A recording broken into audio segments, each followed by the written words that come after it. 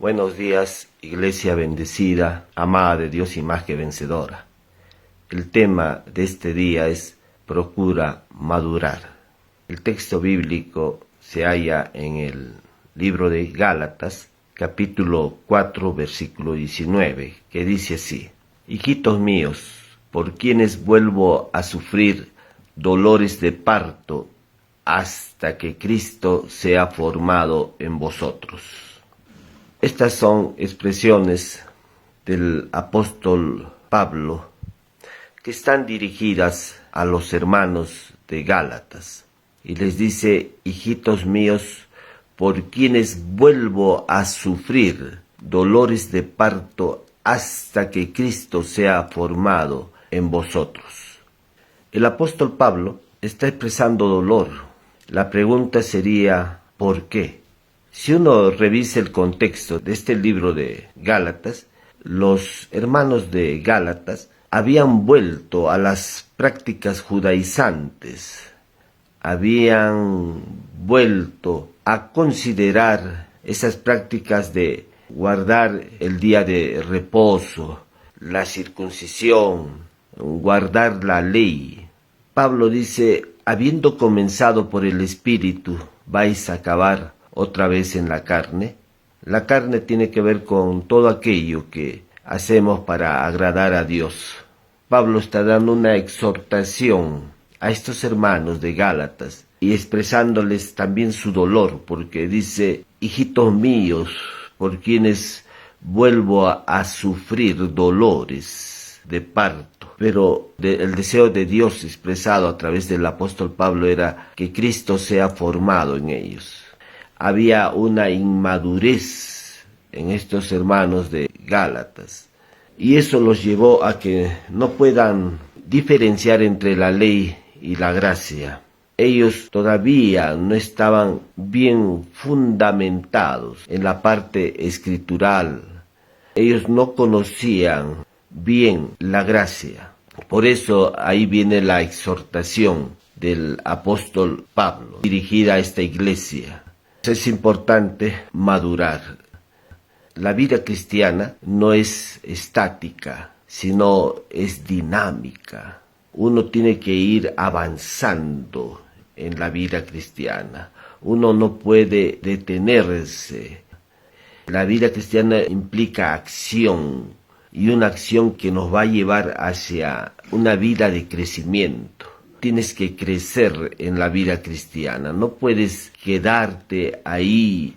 Todos los principios del Evangelio tienen que movernos a nosotros, llevarnos a un avance en la vida cristiana. Cuando Pablo está diciendo hasta que Cristo sea formado en vosotros, no se contradice cuando Pablo está diciendo: ya no vivo yo, mas Cristo vive en mí. La vida de Cristo ya nos habita. Amén. La vida de Cristo ya está en nuestra vida. Cuando Pablo dice hasta que Cristo sea formado en vosotros, no está refiriéndose a la vida espiritual, sino está dirigido hacia el plano del alma. El alma es la que debe ser formado Cristo, porque nosotros somos cuerpo, alma y espíritu. En nuestro espíritu ya habita Cristo. Él ya vive en nosotros. En nuestro espíritu está su naturaleza, su sabiduría, su poder. Todo ello está ya en nuestro espíritu. Cuando Pablo está diciendo: sufro dolores por ustedes hasta que Cristo sea formado en vosotros, está hablando ya de un plano almático. Está hablando de tu mente, donde están tus emociones, tu intelecto, tus creencias. Esa parte es la que debe cambiar, esa es la parte que debe avanzar, esa es la parte que está en un proceso. Es ahí donde debe ser formado Cristo. Amén, porque en nuestro espíritu ya habita Cristo. Cristo ya está en ti, pero no está a veces en la parte almática. y en tu parte almática es donde debe ser formado Cristo. Es ahí donde Pablo exhorta a esta iglesia de Gálatas y dice hasta que Cristo sea formado en vosotros. ¿Y por qué tiene que ser formado Cristo en nosotros? Para que esta realidad espiritual donde habita Cristo, donde está su sabiduría, su poder, la naturaleza misma de Dios, esta sea expresada a través de nosotros. Si no hay esta renovación, si Cristo no es formado en nosotros, no puede ser manifestado esta realidad espiritual. Por eso es que necesitamos madurar, necesitamos cambiar esas creencias equivocadas que tenemos y poner las creencias de Cristo. Pablo en la carta de Efesios 5:17 dice: por tanto no seáis insensatos, sino entendidos de cuál sea la voluntad del Señor. Dice, por tanto no seáis insensatos. También le llama a exhortación aquí a la iglesia de Éfeso.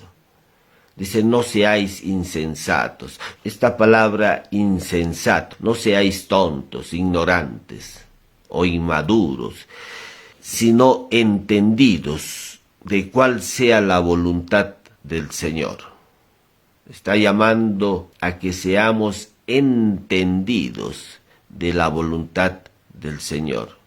Cristo, cuando estuvo aquí en la tierra, ejercía su ministerio. Él le dijo a sus discípulos: esta es la voluntad de mi Padre, que todo aquel que vea al Hijo y cree en Él tenga vida eterna, y yo le resucitaré en el día postrero. Juan 6, versículo 40. Mire que Cristo, haciéndoles conocer a sus discípulos cuál era la voluntad del Padre. Y esta voluntad del Padre era que todo aquel que vea al Hijo y cree en Él tenga vida eterna. O sea, la voluntad del Padre está expresado, está manifestado en la persona de su Hijo Jesucristo. Jesús es la expresión completa de la voluntad de Dios. Si usted quiere conocer la voluntad de Dios, tiene que conocer al Hijo, porque Jesús es la expresión de la voluntad de Dios. La voluntad de Dios está expresada ya en el Hijo. Y si tú quieres conocer la voluntad de Dios, tienes que conocer al Hijo. No puede ser algo que no haya sido ya revelado en las Escrituras. Cristo es la expresión de la voluntad de Dios. Si miras al Hijo, tu enfoque está en el Hijo, entonces estás moviéndote dentro de la voluntad de Dios. El Espíritu Santo, cuando está formando en nosotros a Cristo, porque Cristo tiene que ser formado en nosotros, cuando la acción del Espíritu Santo está dirigida en nosotros a formar a Cristo, ¿qué está formando? Está dándonos a conocer la voluntad de Dios.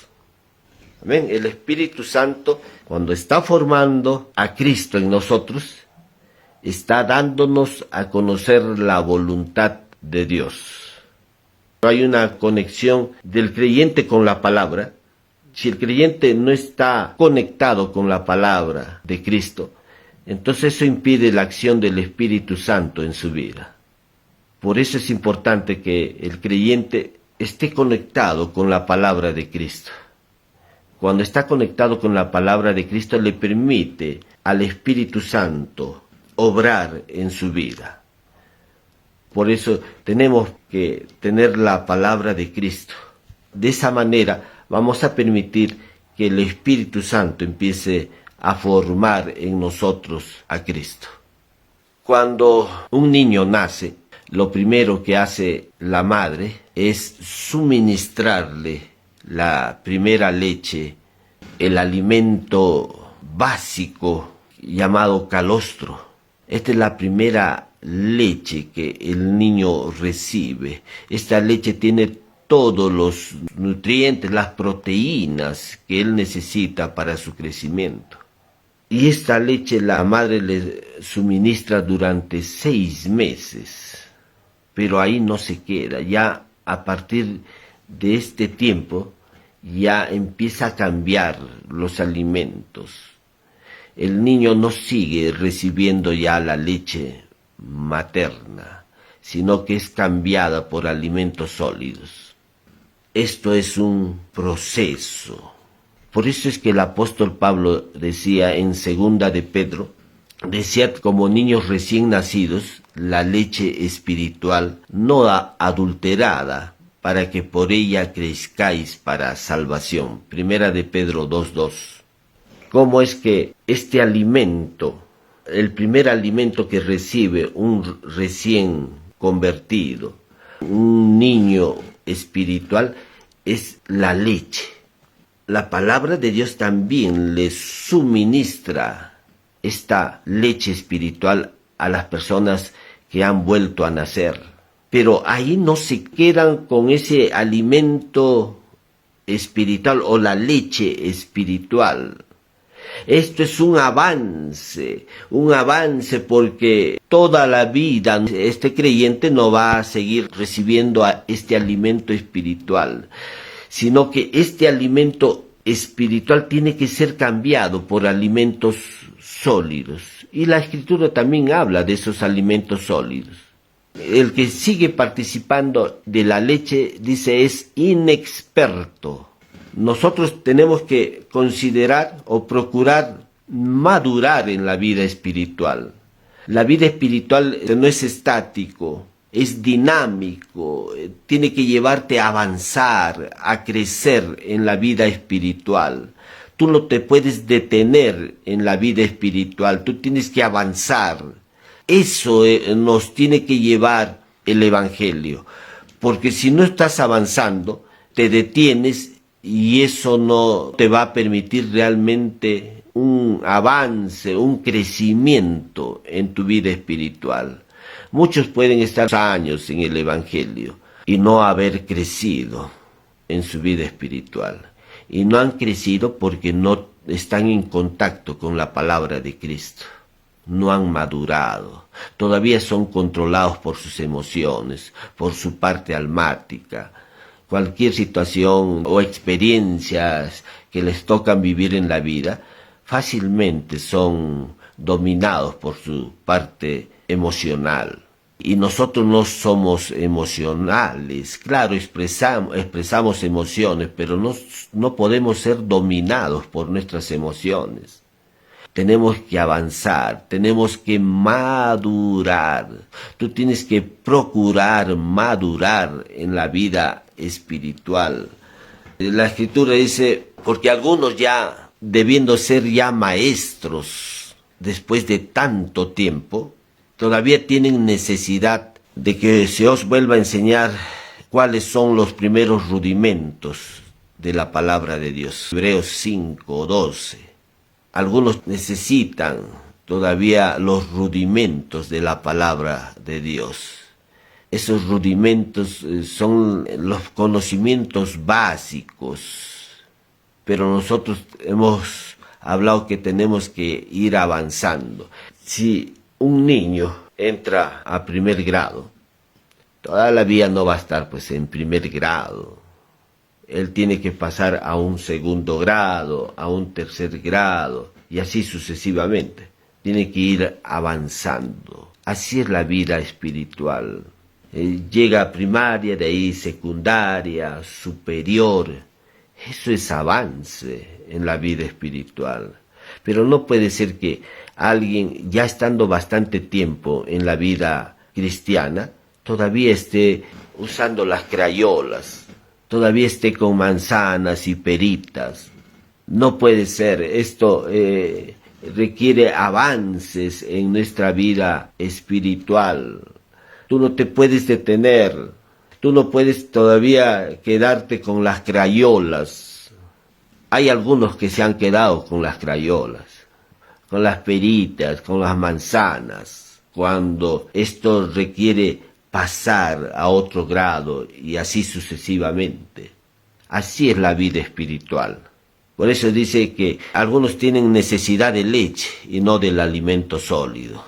Pero dice, todo aquel que participa de la leche es inexperto, es niño en la vida espiritual. Hebreos 5, 12, 13.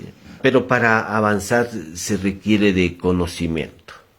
No es que, Señor, ayúdame a crecer. No, ese ayúdame a crecer implica crecimiento en el conocimiento de Cristo. Por eso Pablo decía, antes bien, creced en la gracia y el conocimiento de nuestro Señor y Salvador Jesucristo. Segunda de Pedro 3:18. Dice, creced en la gracia y el conocimiento de nuestro Señor y Salvador Jesucristo. Es un crecimiento de día a día. Amén. Ahí el Pedro está ahora diciendo, crezcan pero en el conocimiento de Cristo. No está hablando de crecer en el conocimiento de la ley, sino en el conocimiento de Cristo. Si deseas madurar en la vida espiritual, tú tienes que crecer en el conocimiento de Cristo. En segunda de Pedro, capítulo 1, versículo 2 dice, gracia y paz os sean multiplicadas en el conocimiento de Dios y de nuestro Señor Jesucristo. Hasta la gracia es multiplicada, pero dice en el conocimiento de Dios y de nuestro Señor Jesucristo. Importante que si deseas crecer y madurar en la vida espiritual, tienes que poner el conocimiento de Cristo en tu vida. Tienes que conocer la obra de Cristo.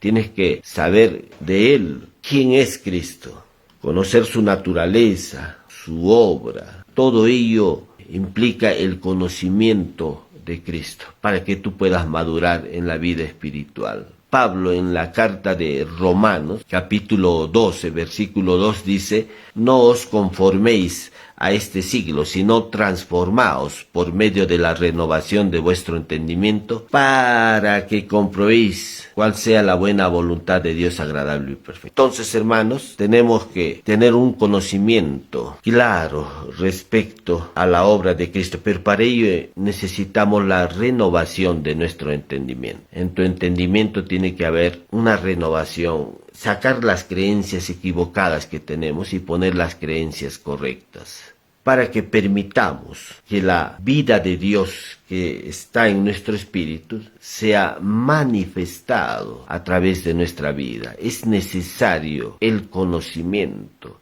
Es como si una persona es contratada en una empresa y el dueño de esta empresa lo llama a esta persona y le dice, te hemos contratado para que tú puedas manejar estos instrumentos, estas máquinas, pero previamente tienes que ser capacitado, tienes que tener conocimiento del manejo, de la operatividad de este instrumento que te vamos a dar. Tú no puedes manejarlo sin el debido conocimiento, porque si tú lo manejas sin el conocimiento debido, peligra tu vida y peligra la vida de todos. Por eso es necesario que una toma de conocimiento de este instrumento. Eso es lo que ocurre en la vida espiritual. Muchos no ven manifestada esa vida de Dios en sus vidas. Muchos no están disfrutando de lo que Cristo Jesús ha ganado a través de su sacrificio, porque no tienen el conocimiento debido. Son más emocionales. Y en la vida cristiana no puedes ser emocional. Tú en la vida cristiana tienes que andar, avanzar. ¿Cómo podrías usar la fe si no hay un previo conocimiento? La fe no puede usarse si tú no tomas conocimiento. Conocimiento de Cristo. Te es necesario conocer a Cristo para que puedas operar en la fe. Entonces necesitamos el conocimiento de Cristo día a día. Conocer a Dios es tarea de toda una vida. Necesitamos conocer a la persona de Cristo. Por eso es que tenemos que ir a las Escrituras, la vida de Cristo está siendo manifestada ahí, pero también el deseo de Dios que esa vida de Cristo que ahora está en nosotros, está en tu vida, también sea manifestada, que sea vista, que sea manifestada. No puede ser que todavía haya creyentes que no se ve realmente la vida de Dios. Y claro que Cristo está en ellos, pero no se ve manifestado esa vida de Cristo en ellos. Por eso es que el apóstol Pablo decía, hasta ahora sufro dolores de parto, hasta que Cristo sea formado en vosotros. Mientras no sea formado Cristo, y para que sea formado Cristo necesitamos el conocimiento de Él. Si deseas también madurar en esta parte almática, necesitas del conocimiento de Cristo. El conocimiento es necesario. Vamos a la Escritura y Dios ahí revelándonos a la persona de su Hijo. Y solamente viendo a Jesús podremos caminar en la vida de fe. Conociendo a Jesús podremos caminar en la vida de fe. Así como Pedro, ¿no? Cuando vio a Jesús en las aguas, pudo caminar en las aguas. Pero desde el momento que él quitó su mirada en Jesús, se hundió.